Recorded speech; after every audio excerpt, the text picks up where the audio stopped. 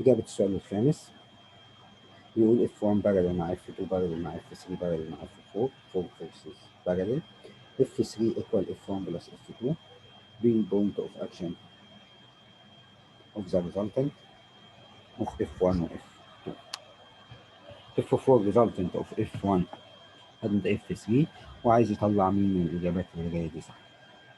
هنبتدي نقسم مسألتي لجزئين. أول جزء F3 الجزء اللي هو قاله ده F3 هو F1 بلس F2. تعال ناخد الجزء بتاع الرسمة بتاع F1 و F2. F1 أكتب على ال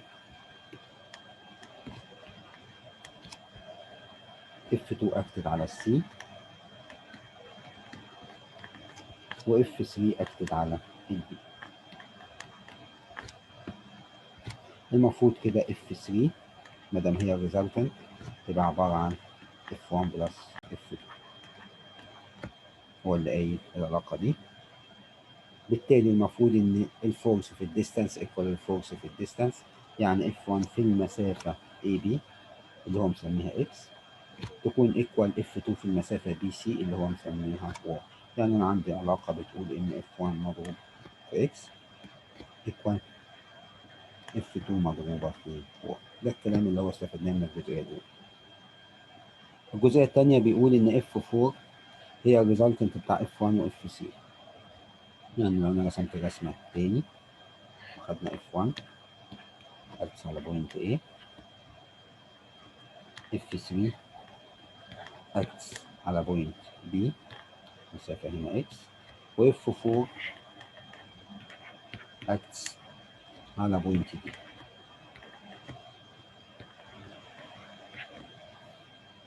F4 هو الريزلتنت بتاع F1 و F3.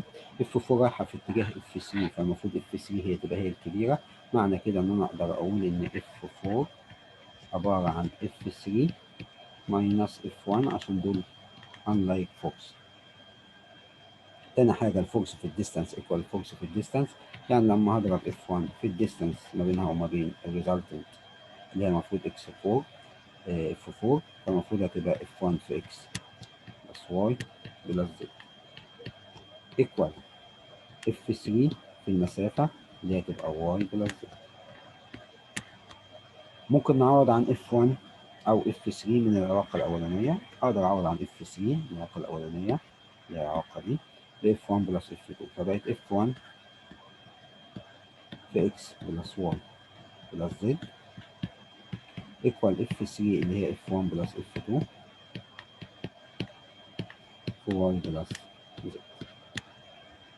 هضرب F1 في X بلس F1 في Y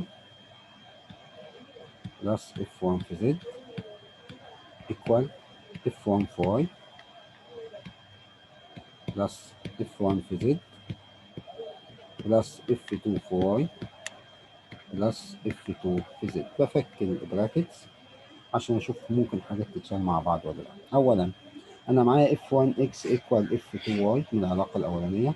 F1X أهي F2Y أهي أقدر أشيلهم مع بعض. ثانيا F1Y هنا مع F1Y هنا F1Z مع F1Z فيفضل معايا F2Z equal 0. يبقى يا إما F2 بزيرو يا إما Z بزيرو. يبقى أنا كده هوصل إن قيمة الZ equal 0 وبالتالي العلاقة بتاعتي هتبقى الإجابة نمبر 1. السؤال اللي بعديه السؤال السادس.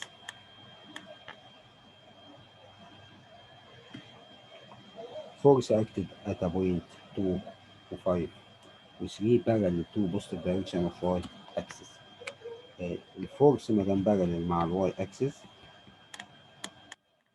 الكومبوننت بتاعتها او الماجنتيود بتاعها ايكوال 10 فالمفروض ال 10 دي تروح في اتجاه الواي اكسس. يعني ايه في اتجاه الواي اكسس؟ لما اكتب الفورس 0 و0 وهاجي على الواي اللي هي بارلل عليها واحط ال 10. ال 10 هتحط على الواي بوزيتيف لانه الدايركشن بوزيتيف. المومنت اباوت اوريجين خلاص بقت مسألة عادية. المومنت اباوت اوريجين هتبقى او اي كروس ال اف. او اي اللي هي A ماينس الاو فهتبقى 2 و5 و3 كروس الاف اللي احنا جبناها 0 و10 و0. طبعا دي بتتعمل ديترمينانت اي جي كي 2 و5 و3 0 و10 و0. الاي هضرب رو الكولوم واضرب 5 في 0 تطلع نيجاتيف 30. ماشي. طبعا من الشكل كده على طول هتبقى النيجاتيف 30 الاولى، لكن نتاكد الجي هتبقى 2 بزيرو و3 بزيرو هتبقى بزيرو، الكي هتبقى ايكوال 20، يبقى الاجابه هي الاجابه الاولى. السؤال اللي بعده، السؤال السابع.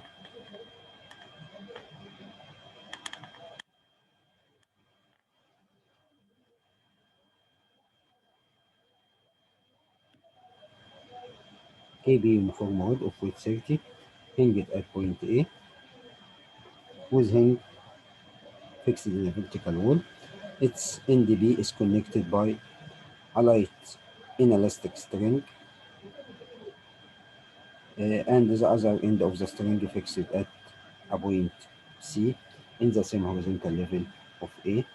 The would become in equilibrium. دي حالة equilibrium when the tension in the string 15 Newton. The tension equal 15 وال AB equal ال BC. A و B و C 3 point in the same vertical plane perpendicular to the wall and the wood inclined to the vertical at angle 60. عايزين نعرف الرياكشن of the hang. make with AC angle of measure. طب خلينا الأول نقول إن التنشن اللي موجود على الخط ده، التنشن هيتقابل مع الويت اللي موجود على الخط ده في نقطة هنا، فالمفروض إن الرياكشن اللي يطلع يتقابل معاهم في نفس النقطة. عشان يتقابل في نفس النقطة يبقى ده اتجاه الرياكشن بتاعه.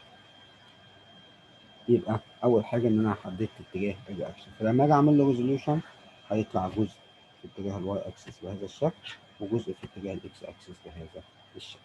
يبقى الرياكشن بتاع الهنج هيبقى واخد هذا الشكل. نرسمه بطريقة أوضح. إذا هبتدي أقول إن الرياكشن هيتحط في اتجاه كده RY أو RX وهنا RY.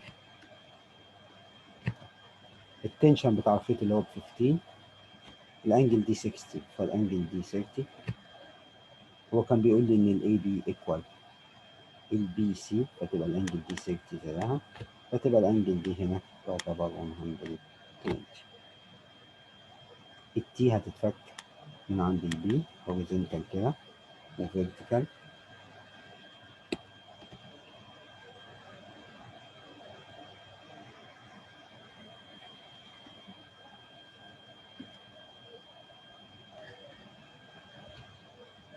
بأنجل سيتا، طبعا حرف الزد، حرف الزد اهو، يبقى الأنجل دي ب 30، يبقى هتتفك تي كوزين 30 مع الأنجل وتي ساين 30. التي اللي هي 15 طبعا بساوي على الإكس واللي على الواي، يعني هساوي ار واي بلس تي ساين 30 ايكوال الويت اللي هو ب 30، وبساوي ار اكس ايكوال تي كوزين 30.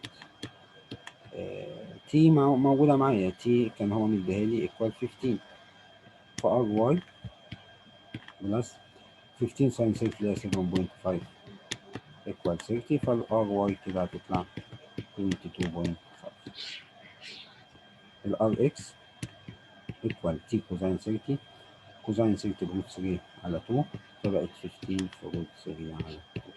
دي الار اكس والار واي. الرياكشن المفروض ان هو هياخد الاتجاه ده. ميك انجل اوف ميجر سيتا، لو انا قدرت اعرف السيتا دي، السيتا دي هتكون تان سيتا. الاوبوزيت المفروض اللي هو الار واي والادجيسنت اللي هو الار اكس. ار واي على ار اكس، ار واي اللي هي 22.5 على ار اكس اللي هي 15 روت 3 على 2. 2 هتطلع من تحت لفوق، تبقى دي هتطلع 45 على 15 روت 3 هتطلع ايكوال 3 على روت 3. 3 على روت 3 لما اعمل شيفت تان تطلع الانجل ايكوال 60 degree.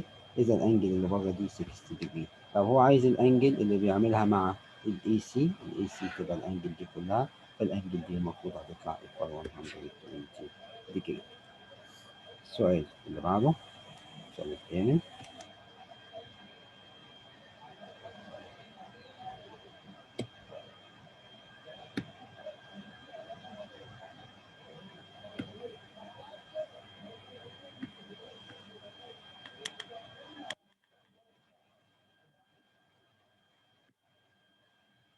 In the opposite figure, AB uniform width of length 30 width 50 50. Its end hinged at a hinge in a vertical wall and rests one of its end at a point C which is 5 cm from the point B on a vertical smooth switch. الرد متعلق من هنج عند ال A بالشكل ده. دي ويت في النص، ويت مفيهاش مشكلة ب 50، لكن قبل البوينت بي ب 5 سنتيمتر اتحط فوق ويدج ب 5، فدي 10، فدي 15 عشان نمسك كله كان ب 30. اعمل انجل 30 هنا، اتحط هنا على ويدج، ده ويدج والرد معدي فوقيه، فالرياكشن بيطلع هنا بالبنديكولار على الرد، يعني الرياكشن بتاع الويدج المفروض يطلع في هذا الترم. بيقول لي رد في حالة اكوليبريم لما كان انكلايند على الفيرتيكال بانجل 30، عايزين الرياكشن اوف ذا ويدج. حالة اكوليبريم يعني المومنت ات اني بوينت ايكوال زيرو، فانا هاخد بوينت هنا، البوينت دي اللي هي عند الايه، بهدف كمان ان انا اشيل الرياكشن بتاع الهيل عشان ما استخدموش. لما هاخد المفروض عند الايه في رياكشن، يبقى مش معروف فممكن هيتفك ار اكس وار واي. طب انا لما اخد مومنت عند الايه كده كده هلغي اي رياكشن حتى لو طلع في اي اتجاه. لما اخد مومنت عند الايه، ال 50 في البربنديكولار ديستانس، ال 50 هتتضرب تايم 15 ساين 30، والار طبعا ال 50 هنا بتلف نيجاتيف، الار اللي بتلف بوزيتيف في البربنديكولار ديستانس. البربنديكولار ديستانس هتبقى هي المسافه دي نفسها، فالمسافه دي هتبقى في 25 ساين 30 بهاف، فدي هتطلع 25 في 15 بالنيجاتيف بلس ار في 25 ايكوال 0. 25 هتتشال مع 25 تبقى الار ايكوال 50.